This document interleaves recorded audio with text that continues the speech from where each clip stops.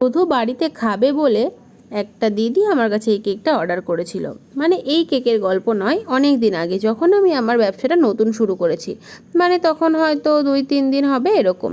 তো তখন এমনি খাওয়ার জন্য নেবে বলে বলেছিল, খুব বেশি ডিজাইন না করতে, সিম্পলের মধ্যে রাখতে।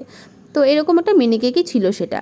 তো কি করা যায় মিনি কেকের মধ্যে, কি করা যায় এই ভাবতে ভাবতেই একটা ছোট্ট ডিজাইন করে দিয়েছিলাম। ছোট্ট মানে কি, খুবই সিম্পলের মধ্যে করেছিলাম।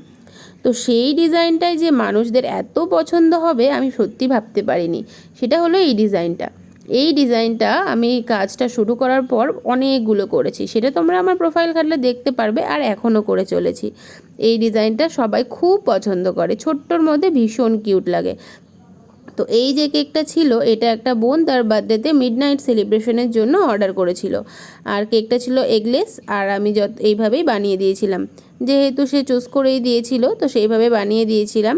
কেকটা তোমরা সম্পূর্ণ দেখে জানিও, তখন যদিও ভিডিও ছাড়তাম না, এখন যেহেতু ভিডিও করছি তাই তোমাদের সাথে গল্পটা শেয়ার করলাম। আর কেকটা তোমাদের সাথে কথা বলতে বলতে তো কমপ্লিট করেই ফেললাম। এখন তোমরা কেকের কমপ্লিট লুকটা দেখো, আর আমাকে জানাও কমেন্ট করে যে তোমাদের এই ডিজাইনটা কেমন লাগলো।